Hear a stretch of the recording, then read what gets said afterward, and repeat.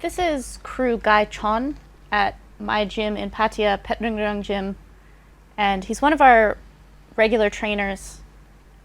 His name actually means like a fighting chicken, and he owns a chicken farm around the back. He lives right up that balcony that you can see behind us. He lives right up there with his wife and two very young children. And Pinu calls him Chicken Man in English, so throughout this I might be referring to him as Chicken Man. But he has this incredible style in Muay Thai that's beautiful and finessed and powerful and aggressive, and I just love watching him. Like, I'm mesmerized watching him when I'm at the gym, and he represents a very special piece of the Muay Thai library in that capturing the Muay of Thailand is not just about getting legends or well-known fighters or well-known crews. There are these kind of hidden gems all around Thailand. Pigai is totally one of those, where someone who is so unassuming just has unbelievably beautiful technique. He's actually kind of a femur fighter. He likes to be a little bit evasive and tricky. He has very nasty elbows, but he's an amazingly good Muay Khao pad holder. So when we had the summit in last December, we made sure to have him as a pad holder for that. Here he's just running me through some basics. He watches me all the time, so he's kind of getting me into his distance. And right there, we just entered into his world of technique. I'm asking how much you have to twist on the body shot. Look at his legs and his stance. He doesn't slip his upper body so much, but here he's showing me that you want the fist to come up rather than over into the body. So the punch is actually digging up into the ribs. It's quite painful. That's a liver shot. But look at how he doesn't lean over. He kind of twists, but he doesn't lean.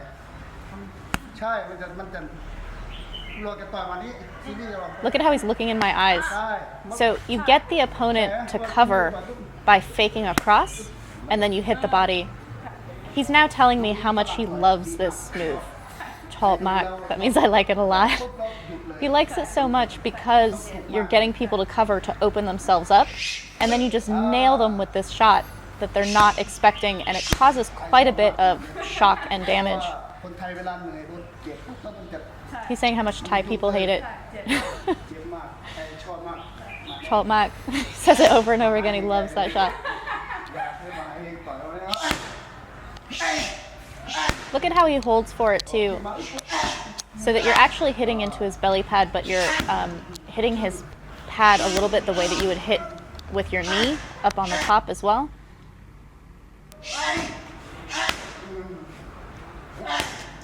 I like watching his footwork even as he's holding pads. You can see someone's style as a pad holder. They're showing how they fight in the way that they move their feet when they're holding for pads, the distance that they like to take. Here he's teaching me to do a jumping teep after kind of a more traditional teep. I'm asking him how much you turn your foot. And he's like, only just a little bit. But he's not using power.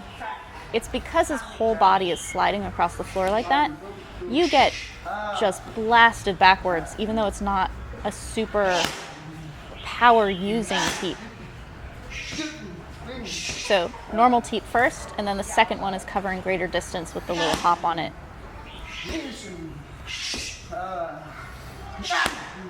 He also kind of lifts his leg off the floor waiting for that second teep, because after you teep someone, they're generally going to try to like kick you back or something. So when you do that jumping teep, it's when your opponent is on one leg.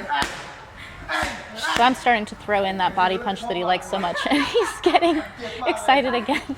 He's like, I like it so much.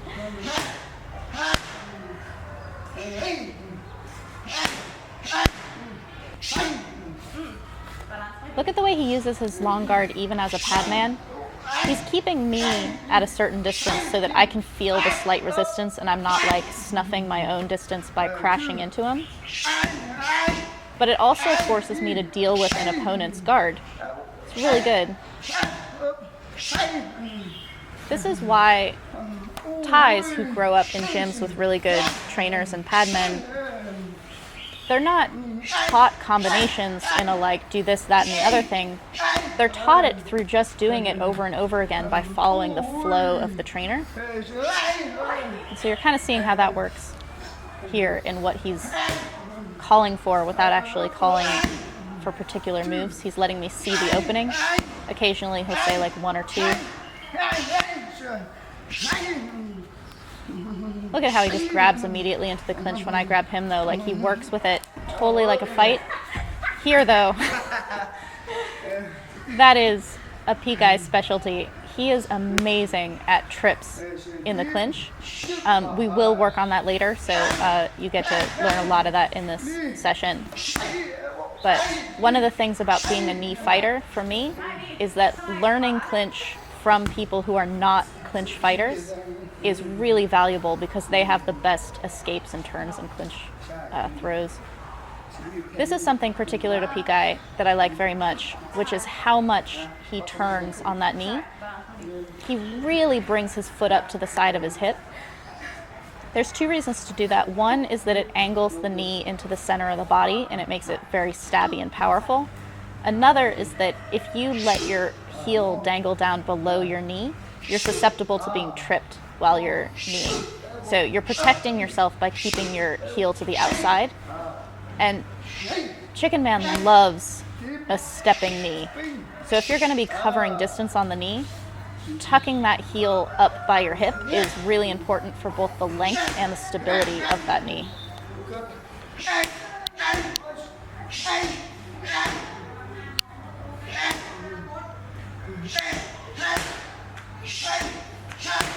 Look at how he gets me to use that body shot as he creeps towards the ropes. That's totally how you would use that. He's making me stay honest, coming towards me occasionally. I have to protect myself so that it's not just this endless offense.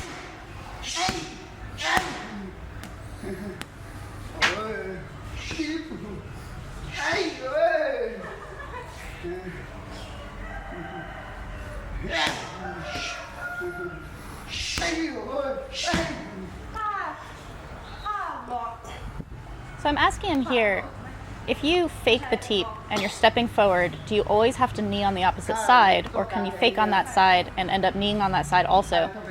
I'm asking because if he's standing orthodox and I'm orthodox, I want to be throwing my left knee all the time, because that's the open side. He's showing me why he doesn't like the teep fake and the knee on the same side, because you don't cover as much distance. So see how he's not quite reaching me?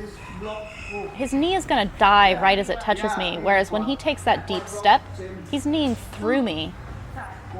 Oh, look how beautiful his little lift is, too, on his knee. He's saying it's too far to use the same leg. So he's saying if you want to use your left knee, fake the kick on the right side, step forward, and then you can use your left knee. So basically, you take an extra step in order to ensure that as you're coming forward, you're covering enough distance for that knee to go through your opponent instead of just dying on the front of it. So see how that's my open side as well. So if I try to like bat his teep away because he's faking the teep, he's referencing Karahat now.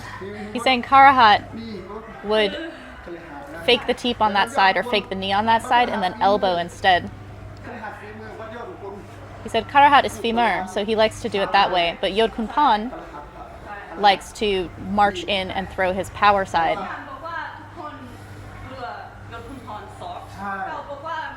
It's very cool to me that Chicken Man is referencing Karahat and Yod Kunpan as kind of like two opposing styles that are using the same weapons, but they have different applications to the same things. It's also another reason why working with crews of Thailand rather than like superstars of Thailand, and P-Guy is not very old. He grew up watching the legends of Muay Thai, and so he stole all of this technique from watching them and being a fan. And so his actual lexicon of technique comes from being a fan of Muay Thai. It's very cool the way that he's referencing Karahat and Yod Khun Pon throughout this session. He's explaining to me here why he wants me to knee left and then elbow right. He's like, your left elbow is not very strong. He's telling me I don't like my left elbow. What he means is it's not powerful. And he's like, because you like your right elbow, you should take that extra step so that I can knee left and then land right. That's more Yod Khun Pon style. Karahat style, you can go left and left. But look at the lean in he has. My God. When he comes in with that elbow, just the weight transfer and the distance he covers is so beautiful and smooth. I don't think I've ever seen Chicken Man be off balance when he's throwing something ever in the 5 years that I've been at Petrongring. He's telling me not to push the hand down so much because then the opponent will run away. That's the same thing that Yod Khun Pon and Karahat say. So he's showing me how to put my hand on top of the opponent's guard, but don't push it. Like you can weigh it down, but don't bat it down. He's saying the opponent will run away. They know already. Oh, that's Yod Khun Pon right there. Look at his feet when he does that though. Like, steal his weight transfer. His balance is so pretty. And even if he misses on that elbow, because of the way he transfers his weight and the power he has as he like leans forward, he would not be in trouble if he missed that elbow. Whereas the way that I'm stepping forward, see how I'm overturning my front leg? If I miss, I'm sideways. I'm trying to figure out how he's doing it. I'm like, how deep do you step with that? But see how my foot turns? His doesn't. Watch his front foot.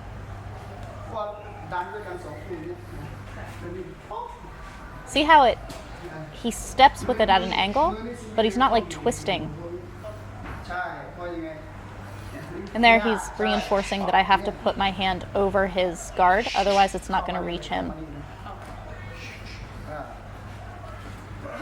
Oh, I felt that even in slow motion.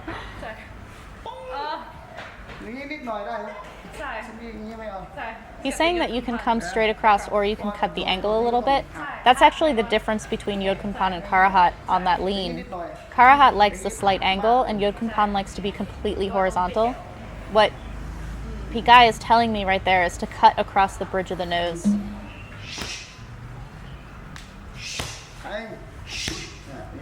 And now he's making me keep my balance honest by striking immediately after the elbow. You should always be combining elbows with more elbows or elbows with kicks, knees, that kind of thing, because coming off of a strike, to keep it honest, you have to be balanced enough to throw the next strike.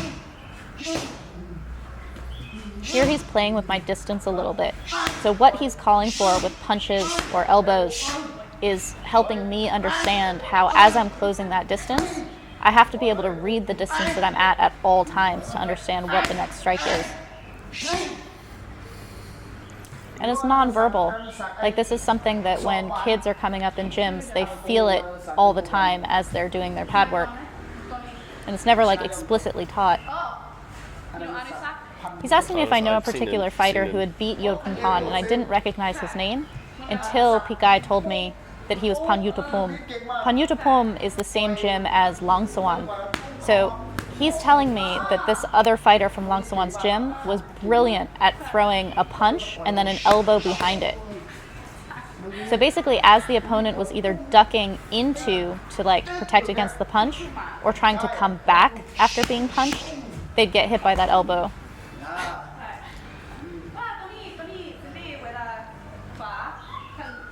So I'm feeling that as I'm throwing my knees into his belly pad, I'm doing this ridiculous like pull down with my arms. And so I'm asking him about how to protect as you're kneeing. And so he teaches me this reach across. So he likes to keep a long guard. See how he puts his back arm into my face? He's not grabbing me necessarily. It's good if you can grab. He's putting it right on his head. But basically you put it in the opponent's eyes. So if you're like me and you don't like touching the head or like grabbing the neck or shoulder of your padman, you can just stick your palm right in their face to blind them as you're throwing that knee. And if it's covering across your body, you're going to be protecting from punches on either side at the same time.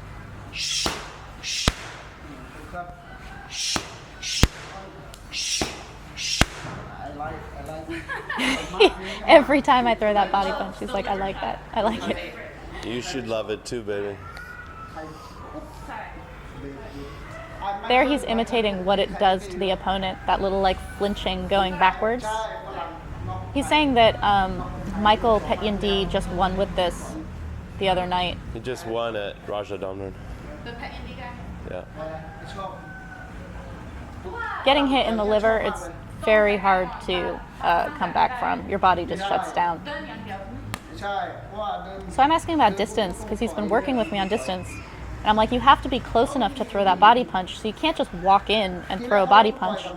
So he's showing me how to set up for it, which again is closing your opponent's eyes by forcing them to guard. So he throws like a cross, or even if he fakes the cross, it's getting them to guard high to open up their body. I felt that. No way to block that.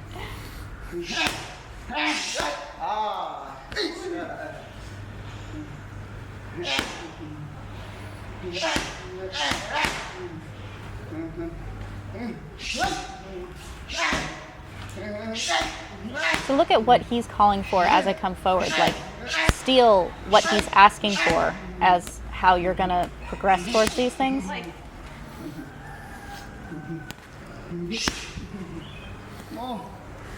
I love how he keeps that front arm out to kind of like keep me at the right distance so that I can't snuff myself, but I'm also not backing up to like take distance all the time. You have to engage with his front arm, which you have to do with a real opponent as well if you're not going to be like backing out all the time. So every time he reaches his front arm out, I should have like a teep or a kick on that other side.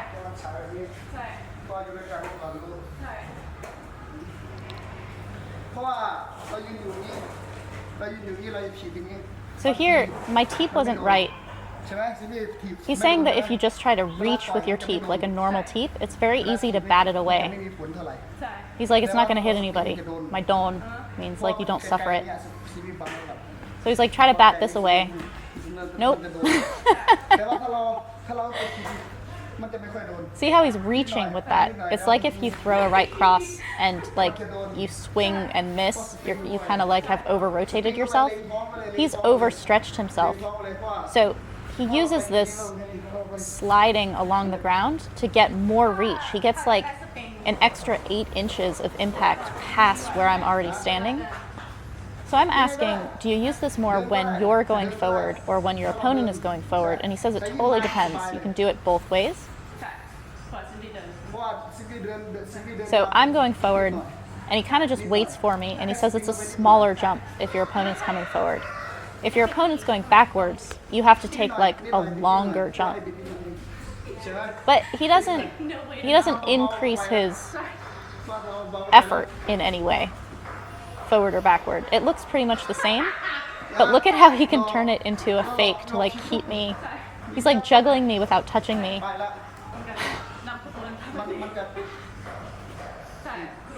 I love his facial expressions when he like gets into his "this is how I fight." He absolutely 100% looks like that. I've seen him fight a couple of times. So he identifies himself as femur. So I'm asking him here, I'm like, you're not one of the femur fighters who just like runs away all the time. So how do you, as a femur fighter who stays close, how do you Dern? Like how do you walk and come forward and stay close? And he immediately goes into what's wrong with my Dern, like how I come forward. See how he's dragging his back foot forward first? He brings his feet together and then the front foot comes. He's like, the second your feet come together, the opponent throws a strike and you have no way of blocking it. That's me. So instead, the front foot goes first and the back foot comes behind it. This is his Dern. See how he can block with that back leg as he's coming forward. Yes, they can hit you on the other side, but that's the closed side, so it doesn't matter that much. But he can also teep or do whatever he needs to do to protect himself on that other side. But as you're coming forward, you basically want to protect your larger score all the time, which is your open side. See how he popped up his front leg? He's being me again. That's how I get hit on my way in all the time.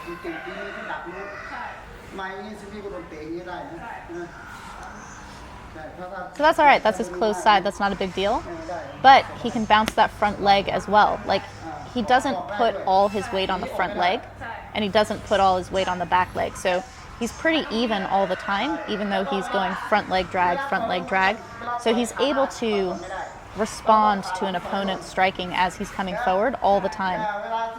When I go backwards, I actually do it pretty well. Like, the back leg goes and the front leg comes, but when I come forward, my back leg is still the vanguard in what I'm trying to do. He's making fun of me now. He's showing me how I do it. When Thai trainers imitate you to show you what you're doing wrong, they always exaggerate it, and it's hilarious, but it's not that different from what you're actually doing. It's very funny. It's always very ridiculous. That's not how you do it right there. What's funny to me about this is I've been at this gym for 5 years. So the guy has watched me walk wrong for 5 years and never said anything to me because I'm not his student. This is something about when you come and train in Thailand, ask questions. People won't necessarily tell you, and we want instruction, so just be brave and ask.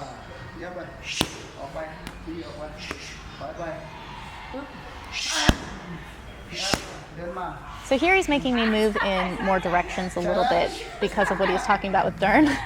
And I just totally went back to my old style of like back foot, front foot, this stupid duck walk thing that I'm doing. But here is his Dern, okay? So he's femur. If you're a femur fighter, you want to be able to respond to your opponent and move in any direction all the time. Like, you need to be very quick. So that's how he comes forward without rushing and without stopping. Like, he's very steady paced. I'm saying that as a Westerner, I'm very tense all the time. So I like creep forward. So he's talking to me about one of our fighters fought really well in round 4 at Lumpini, and then in 5 he was kind of slow. Right there he's imitating the way Golden Age fighters came forward. He's like, they didn't break pace at all. They basically were just walking forward. And he's like, your weapons can come out at any moment when you come forward like that. If you come forward and stop, if you're slow, you're going to get hit as you're trying to come forward, and then you have to deal with that rather than just being able to kind of deflect and not be bothered by being hit on the way in. Look at how he can strike as he's like walking in. He's talking about how Yodkunpan, Golden Age fighter who lives next door, he's talking about how when he came forward, when Yodkunpan comes forward, he never goes backwards. He doesn't even pause. He's just coming forward all the time, but his weapons can come out of that. So basically, how you Dern, how you come forward, is super important in terms of what all of your access to weapons and what you're going to look like against your opponent are.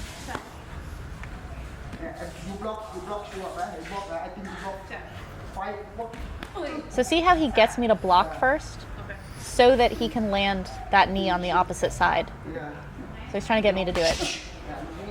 So I either kick for real in order to get him to block on the next one, and then fake, or kick for real, but once his leg comes up, I can switch and turn that into a knee instead. I see him hold for this with the boys who he trains from our gym all the time. They're amazing at it in training because he calls for it, but they haven't brought it into their fights yet. And this is the thing where, like, it's being pulled out of you by your trainer, but then you have to use that same feeling against people who are not asking for it in order to bring it into your fights.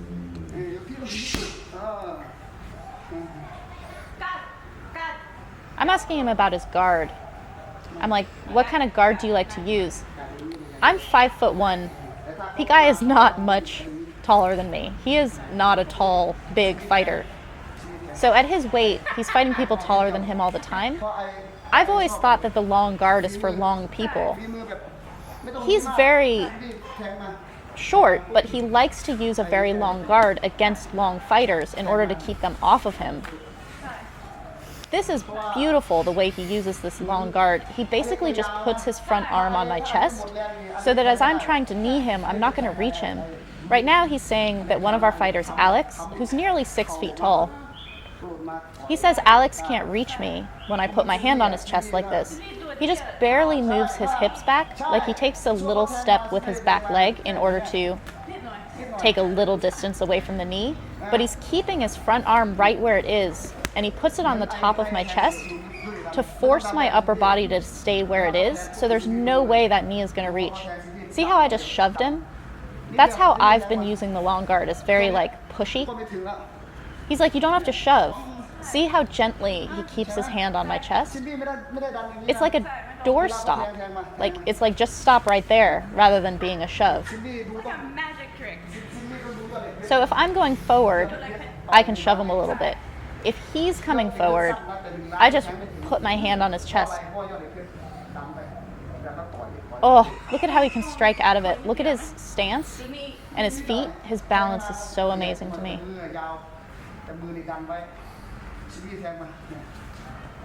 at that.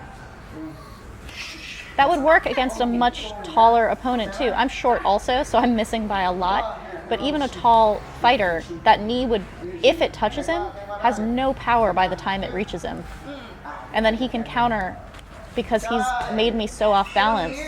By keeping the upper body in place and the knee kind of trying to scoot under it, you're not on balance when you're coming off of that attempt of a knee. So if you strike right away off balancing someone like that, your strike is going to land. See how he can't reach me with that? And I'm not pushing. I'm pushing there and saying I don't have to. I just rest my front arm against his chest. So I'm asking, do you use the heel of your hand because people are covered in oil and Vaseline, so your arm's going to kind of like slip? And he understood I was talking about the arm slipping, and he's saying to put it up at the top, kind of by the neck, but you can use both your hands as well. But he says you can't leave your front arm out because people can parry it. So you flash in and out of long guard always.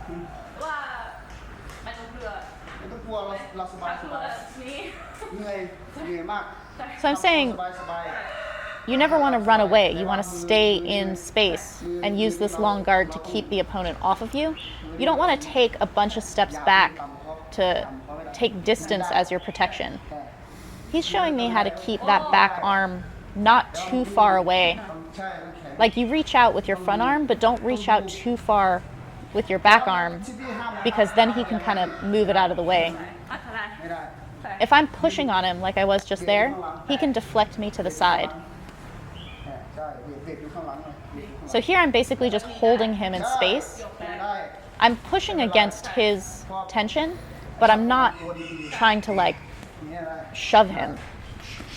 And I just keep that front leg up, and it's going to protect against any knees or kicks that he's trying to do while our arms are engaged with each other. He says control the arms always.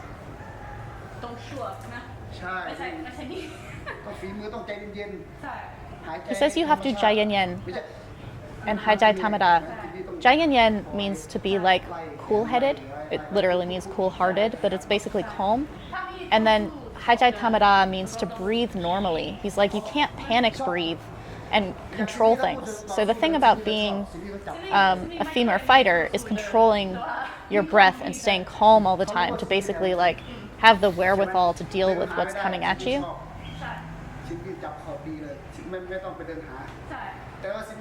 He's saying if you try to run away all the time, like if you're a very evasive fighter who's going backwards instead of just kind of matadoring, he says that you can't breathe. It makes you very tired.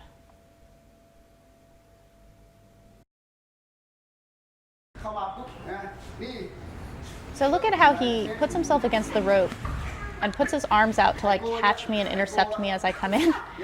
And then he uses his dynamic throw to make me look like I can't even stay standing on my own feet. He just said, "Nippon Sawan leg." He has talent. Literally what that means is I have a God-given gift, like a Maybe talent show the for talent. my legs. Learn from him, He baby. trips people in the clinch. He off-balances so well in the clinch. And he's explaining to me why this technique is so good, is that it makes a huge impression. You can be kind of even, like you're both clinching, you stay relaxed, like you're pretty even in terms of like scoring or turning or whatever. But then you do one of these dynamic turn moves and throw someone down, and it's very hard for your opponent to come back and make the same kind of dynamic move that you've just done, throwing them on the ground. If you guys are familiar with the session I did with Joe Hong Tong, he has this great phrase he uses, which is make some mention. That's what the guy's talking about. This is in round like 3 or 4 when like you're kind of even, and then you do this move to throw someone on the ground and it looks like they can't even stand up on their own feet, and you've made a mention that's very hard for them to come back from. He doesn't like to lock. He's talking to me about controlling the arms. So as you're controlling the arms and kneeing, you wait for your moment to do this huge move. But as people are swimming with their arms, you can throw elbows so that they get concerned about their upper body. And then you switch to knocking their legs out from under them, basically creating a diversion. He's telling me that I like to use too much power. I'm Muay Thai. We do love to use power. We're very, very strong. And Diesel Noi will tell you all the time that of all the different styles, Muay Thai has to train the hardest. So as a femur fighter, you don't like to use power. You like to use timing and finesse. He didn't even use his damn hand to throw me down right there. He did that no-handed. Watch his legs. 1, he squares up. 2, look at how close we are. He's standing very upright. And so he wants our legs to basically be touching so that he just knocks my leg up very slightly. And then because I'm on one leg, he just pulls me in a direction and the ball's already rolling. And by pulling me further in that direction, he makes it a very dynamic fall. It feels like you're on a roller coaster rather than just like a slight sweep or something.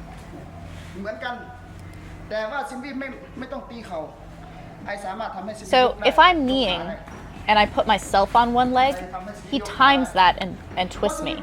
He's saying if the opponent doesn't knee, you force them onto one leg by tapping against one of their legs to put their weight on the other one. It basically forces someone to peg leg on one leg by tapping.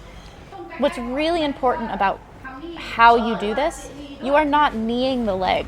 Like it is not a power, like I'm kneeing your leg out from under you.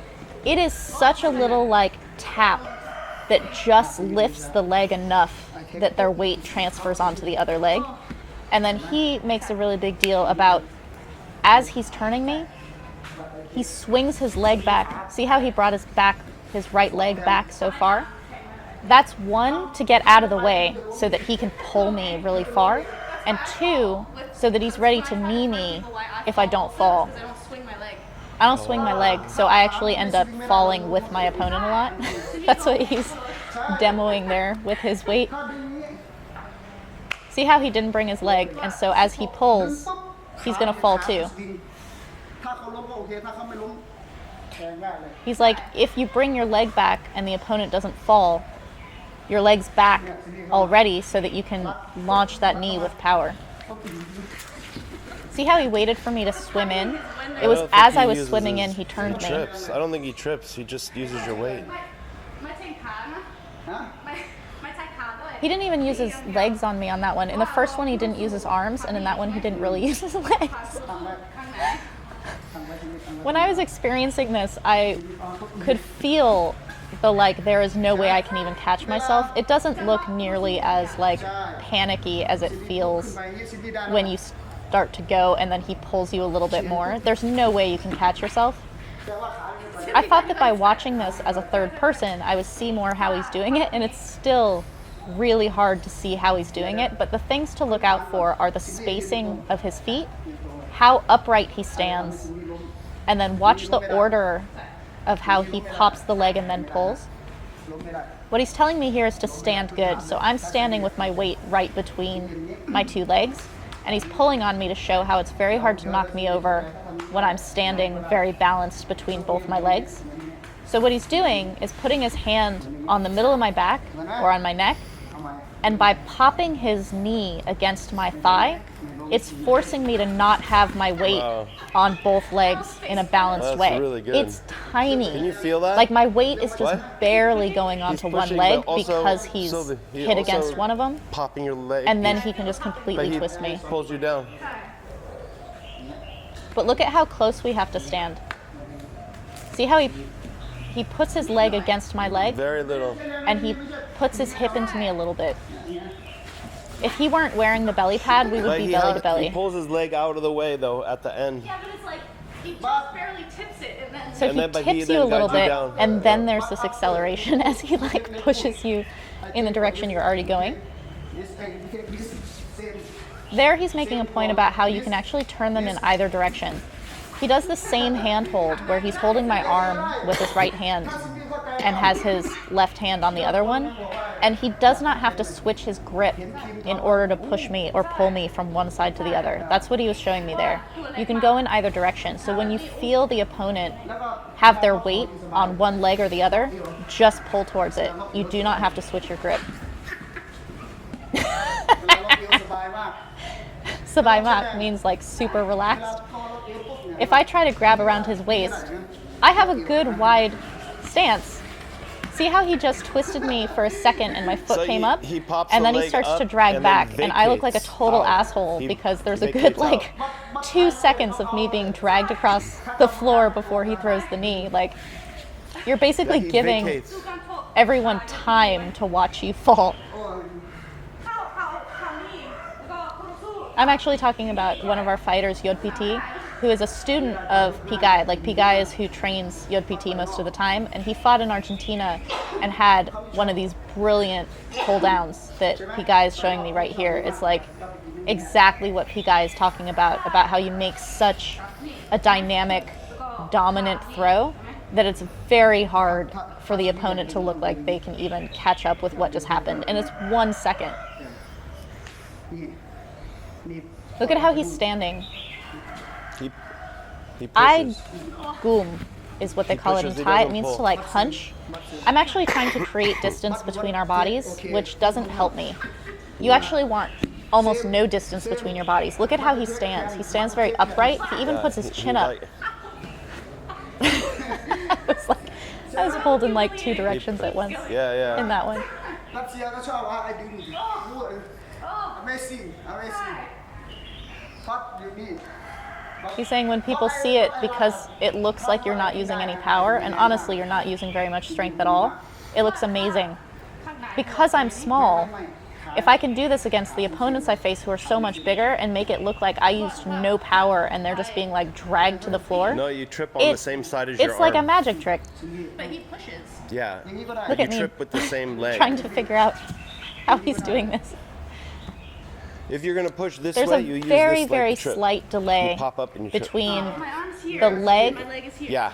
hitting my leg and his arm pushing me. Use A your right leg. very slight delay. But look at how close to his body he keeps me as he's pulling. No. But then he vacates that space so that he can keep pulling. So the initial pull is pulling me into him, like very, very close. But then he brings his leg back so that he can keep dragging me. ใช่ วัดทำยังไงที่ขาที่ต้อง ใช่ก็บางข้างพี่ไก่ทำนี่ That. So there, that's kind of like And a he guides classic all the turn way- for me, all but the I way got down. out of the way so that I could pull him farther. And then my leg was back, so I was able to ไม่รู้ knee. นะมันอยู่นี่นะไหลปุ๊บ But here he's gesticulating about how you control the arms. He's like, you don't lock. You're just completely relaxed. Let it be like back and forth with these knees as you're controlling the arms. And then you just wait for your moment. He's saying he doesn't even have to wait for them to knee. He says you don't even have to wait for them to knee. You force the leg up. ยืนดี I'm starting to feel the difference between how we stand. There I'm being me. I rat back is what we called it when my dog Jaidi would do it. You don't want to hunch over. You want to be very upright. ถ้าเขายืนอย่างนี้เวลาซิบี้กลัวเขาดึงซิบี้ต้องทำอย่างนี้ So he's like, เพราะอะไร he's telling me that when I'm afraid of him turning me, I bend my knees and get very low. ไม่ได้ So when I bend my knees and get low, it's hard for him to pop that leg up. He can do it. He goes to the inside, but see how I'm catching myself. ที่ระวังอยู่ If I stay down like that, it's hard to turn me all the so way. beautiful. He can off balance me enough that he could throw a knee in while I'm landing there and it would look good. But it's not as dynamic as what he's trying to do. So instead, what he's doing is trying to get me to stand upright. It's so So when beautiful. the opponent stands up, it's the same Harahat thing does the as same like thing. Harahat wants the You opponent try to get your opponent to be tall, to go up, because it makes it easier to trip them. So that's one of the reasons you want to be swimming up top and controlling up top is it's a distraction and it gets people to be คือไม่ล้มก็โดนแทงอยู่ดี bring their legs closer together and be taller. สมัยนี้พี่ไม่ล้มก็โดนแทงอยู่เนี่ย He doesn't care that much. he can throw me from pretty much any position I'm in, but you basically want to force your opponent to be standing up more. See how he's forcing my arms up? By forcing my arms up, I get taller and my feet come together a little bit, and that's when he turns me. And then here, he's just using his long guard to invite me to come in. There we go, Sylvie. I totally had to use more power than he does when he does it. There's obviously a weight difference between the two of us, but I should be able to throw him He's saying you're not using your without knees. using any Yeah, of you're my not own using power, your knees. really.ต้องแฮปล็อกดิสเนี่ยนี่สบายเลยนี่นี่ดึงด้วย So แล้วอันนี้แข็ง when he puts his hand on my back like that, he's basically inviting me to lean into him. He can either literally pull me into him where my weight comes forward, because he or he I'm going to vacates feel it out. and I'm going to He lean vacate- into him naturally, and he uses that against me ชอบล็อกอยู่แล้ว by ก็ได้สบาย disappearing from that spot. How long that drag down was. That's totally enough time for everyone to see it.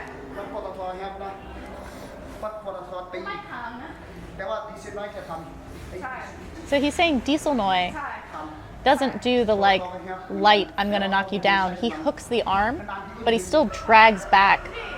Like Diesel Noi is still creating space and taking the opponent with เพ you. ราะว่าเวลาเรียวตรงไปนี่ใช่ไหม ใช่ So I'm trying to understand อันนี้ต้องยกขาขึ้น how to hit that leg and turn. ใช่ That was pretty good. See how he started to go, and then as I kept turning, his turn became And more dramatic. Then he takes you down. ว่า Yeah. สู้ๆไปนี่ก่อนแล้วก็ So I'm like, the opponent It goes a makes it little look bit, worse. and then as you vacate the spot and pull, they go a lot. เพราะว่า I'm scared because he's about to show me the longest drag of my life. ดึงมาซิบี้จะไปเลยล้ม ใช่ดูไม่ดี It's like, He's อย่างนี้ยังไม่ล้ม he's demonstrating with his body what it looks like when someone basically you're is like crumbling, yeah. diving after you as you're pulling them. And then because their arms are out as they're trying to like balance themselves, I think Loma has the a little middle bit of their this body is on her turn. completely susceptible to a knee. เพราะว่าไอ้ชอบอยู่กับเชือกถ้ารักติดเชือกเมื่อไหร่อาจจะเป็นดี So I don't find myself in this position a lot. I'm not usually on the ropes waiting for people to come in. But this is how you use that. So as someone is coming towards you while your back is against the rope, you basically just matador it. You like wait for them to get close enough and then just get the hell out of the way. I moved myself too far back, so I couldn't really strike after. It's just a small step like that. ก็จะโดนแบบนี้เหมือนกันแต่คู่ต่อสู้ก็ไม่มีเหลี่ยม But he's like, if you let the opponent stay at striking distance the whole time, ที่เราตั้งไว้ it's not great to be on the ropes because they're just going to keep hitting you while you're stuck in one spot. So you want to try to get them to come towards you, and then you can do this matador. ถ้าซิบี้เดินแบบ มันเดินแบบปุ้งๆมากเลย See how he's staying at striking range? He's not collapsing into me. He can do that all day. That's what I should do as a Muay Thai fighter. But Muay Thai fighters like to come forward, and when someone's against the ropes, especially Westerners, we love to like grind into them.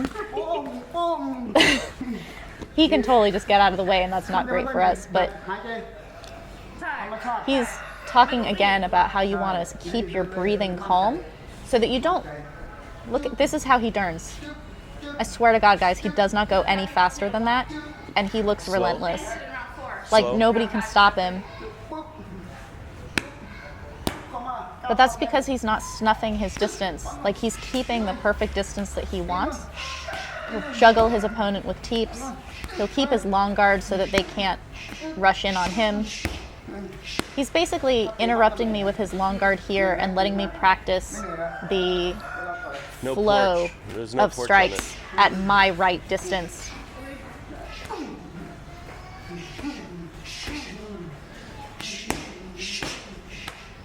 But see how even that front arm staying out like that keeps me at a distance where he could teep me off?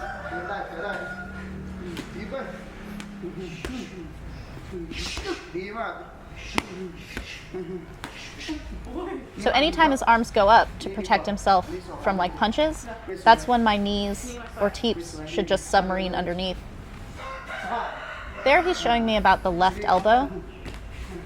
I have to step to the side for that elbow to land, but he's saying it looks really good when you take a slight step to the side because not only is it going to hit, but then the opponent has kind of staggered forward and you have them off balance for your next strike.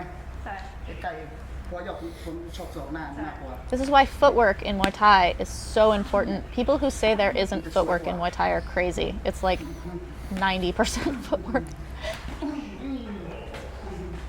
โต๊ะเดินนี้ So see how he's showing me all the things that we were doing in pad work, and this is more of a little sparring situation.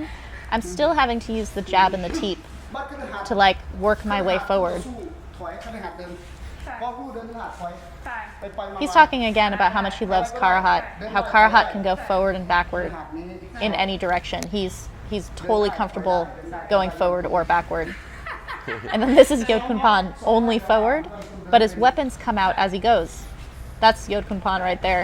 It's like just สบาย paced. Like he does not break pace. He just comes forward with his weapons. It's like he's strolling down the street at a good clip. And then that's Karahat. Can go back, can go forward, can kind of like coax someone forward. ช้ามากจะออกอะไรก็ But you don't want to like go and stop and go and stop. Your weapons don't come out when you do that.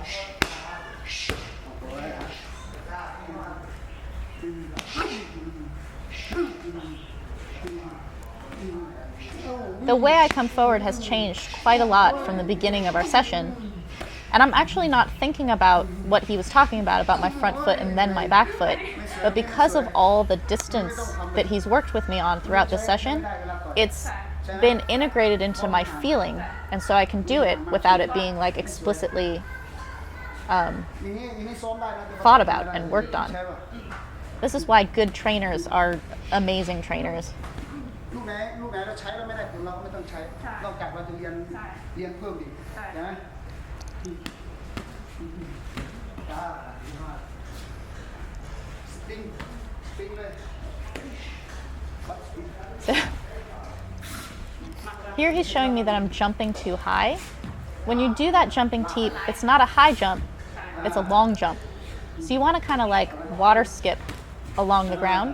There I hopped too high. Watch his feet. ไวจะไวมากเลยปั๊บ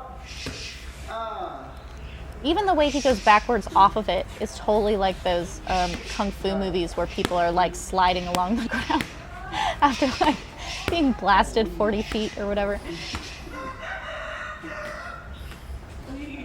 So here, see how everything I'm doing with my punches or elbows is to get him to cover. That's to blind him, and then that's what should be opening up my knees or my body shots or my teeps. Oh, his long guard is so nice though.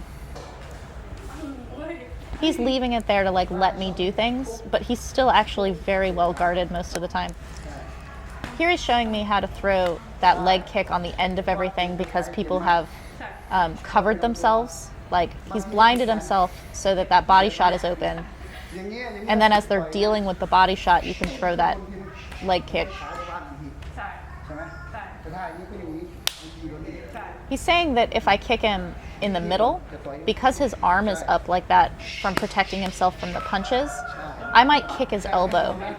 He's like, that hurts. So kick the leg instead because the arm is up in protection and it might be dropping because you just hit the body. So basically it's like prepare for the opponent to have their elbow in a bad spot for a body kick and throw the leg kick instead. เตะขา I'm asking how much you have to step to the side on a leg kick in his technique. ถ้าซิมี่ดูสมเด็จไหม He's like, do you know Samdet? Samdet is Ramba's actual fight name. Ramba was a nickname. So he's now teaching me how เซม Ramba does leg kicks. Ramba's got amazing leg kicks. They sting. And see how he's faking a kick on one side to get me to block, and then all my weight goes onto the other leg because I'm blocking, and he nails the standing leg. ติงอยู่นัมเบอร์วัน I asked where you hit. I thought it was going to be like on the IT band because that's where my trainer Krunu does it. He's actually hitting right across the front of the quad on the standing leg. Oh, วันคิกบล็อก it hurts quite a lot. You don't even have to hit it hard. He knows. His expression right there, he knows how much that เรา hurt. มีน้ำหนัก ใช่ นี่โอเจ็บ อย่างเงี้ยพ่ออย่างนี้ And because their weight is all on one leg, there's no way to protect it when you do that little switcheroo there. เยอะมากเลยว่า He actually is showing me there to kind of flick the leg a little bit. He bends the knee and then just kind of straightens it ใช่เยอะมาก for that kick rather than it being like a great jump across. เอาคิกเยอะมาก Yeah, you just kind of like น็อกเอาท์เลยนะเนี่ย bend the leg and then straighten it super hard as you're making contact with the leg, which is actually a little bit like how Samart throws body kicks. I called it like the arrow quiver. It's like boing is what it feels like on the leg. ขานี่ต้องเหยียดๆนะซิมี่ It's that, but on leg kicks. ขานี่ต้องเหยียด There it is. ๆถ้าซิมี่ That sucks. ไม่มีแดงแต่ถ้าซิมี่ He's saying you don't have to use power. You just kind of sting it. And it is like a sting. Like you get 2 of those. He's doing it on my arm now. It sucks. Wow. นิดหน่อย Ugh. Fuck.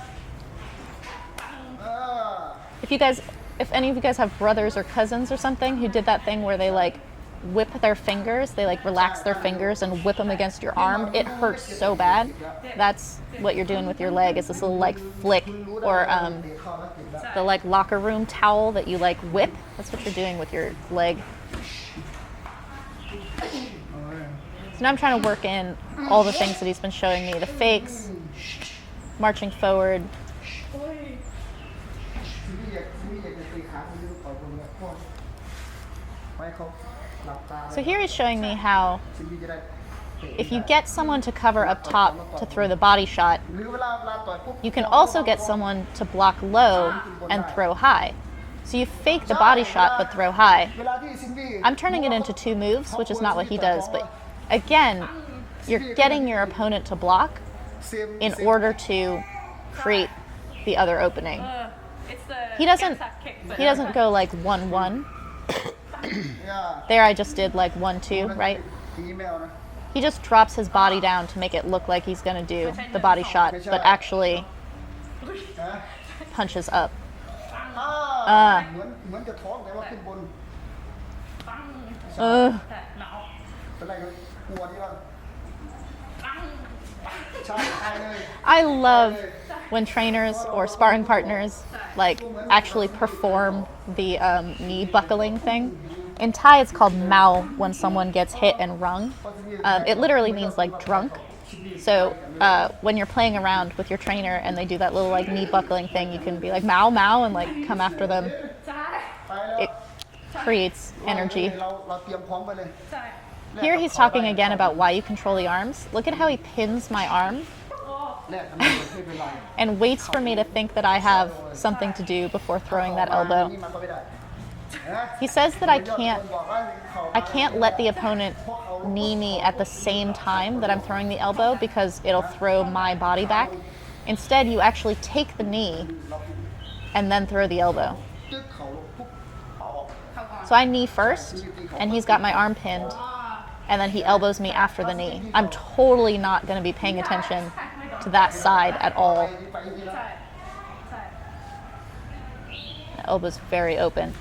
And when I'm wrestling with his arm, I can actually feel every time he's getting ready to do it. And I also feel how I have no way to stop it.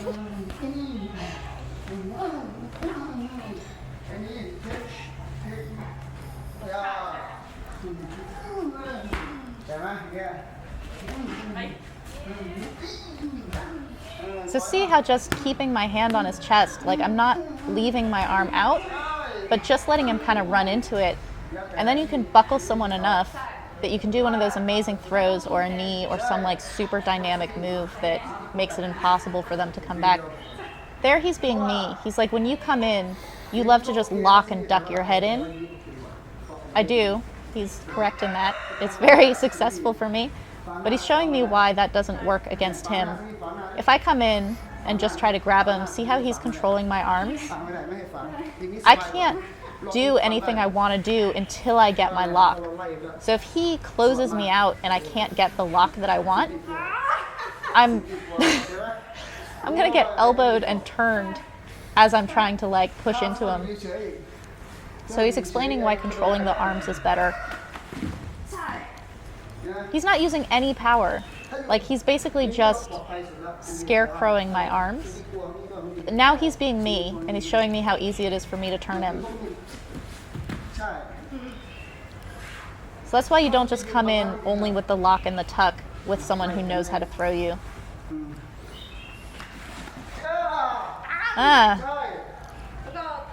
He felt how he couldn't catch himself on that one, even though I kind of spazzed out on the turn a little bit. But because I got the order of popping the leg and then twisting him, it was way more dynamic of a throw than it would have been if I had just tried to muscle it. So I have my arms on the outside, and I can't elbow him. He can do it from the outside for some reason. He has a very good way of like pulling the arm just out of the way. So I'm asking him, when you're on the double outside like that, how do you find your move? Because when I try to swim in, he turns me.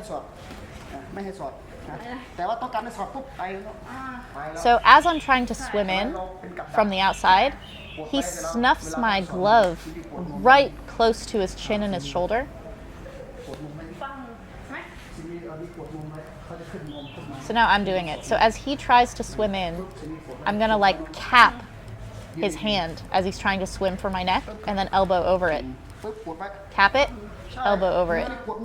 He does this all the time, and he actually does it in training with the boys. The way you do this to be safe is you don't throw the elbow at like full whip. Instead, you place the elbow against the jaw and then push it, kind of like that. He pins it to his chest. Yeah. But you want to see how close I have to keep my glove to my shoulder to cap his hand. Otherwise, he can grab my neck. So as he's swimming in, I basically stuff my glove to my own shoulder. Here he's talking about the importance of the feet. So as I throw that elbow, I throw the elbow and then I want my leg to come back so that I can land that knee. Otherwise, there's going to be no power on it.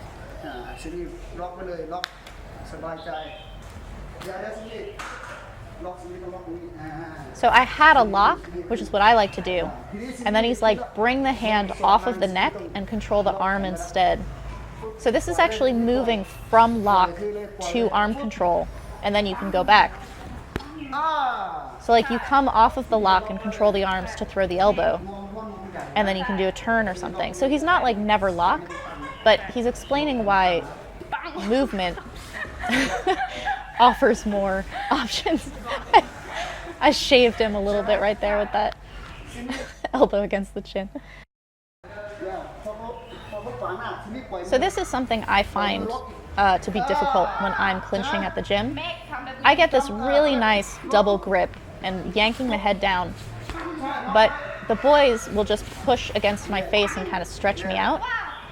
Chicken Man showed me this brilliant solution, which is just as you have the double lock and they start to push you, you just separate your arms to catch the inside of their arms. Kevin and I call it the banana peel, but it's so smart. Here I'm catching something that's different in what I'm doing from what Chicken Man does, which is that I kind of, when I drag backwards, I'm dragging with my ass back. That's no good. You have to drag with your legs. If you guys have seen the library entry with Tanadet, when we work on the long clinch, everything is from the legs. Clinching is actually from the legs. That's totally what this drag back is about too. That's why he emphasizes me swinging my leg back. But if you're going to pull someone backwards, don't pull with your butt, pull with your legs. พวกจะดีมากเลยที่ฝึกเรียมเนี่ยว่าถ้าซิมบี้โดนล็อกซิมโดนล็อก So he's having me clinch the way I clinch, come in and lock. And he's like, this is the problem with your strategy. Is that it's super easy for him in his style to just take the whole thing and throw it on the ground. So if I can take the way that I clinch currently and integrate these turns and twists, this is again what I was saying, how if you're a clincher, you want to learn clinch from people who don't like clinching. It's brilliant. You get the widest vocabulary, unstoppable. He's saying you have to learn the timing to be able to use no power, to like do all of these moves very quickly and really send people sailing and not have to use any power on it. So he's telling me here why you don't knee across to the other leg. He says if you do that, you have no second move. See how his leg is stuck and then he has to bring it all the way back to be able to throw any knee? That's why he knees on the same side, because then he can immediately have the attack. So same side, bam. It's pretty. I love his style so much. I really, really like the guy. He's awesome. He's like, we'll work on this.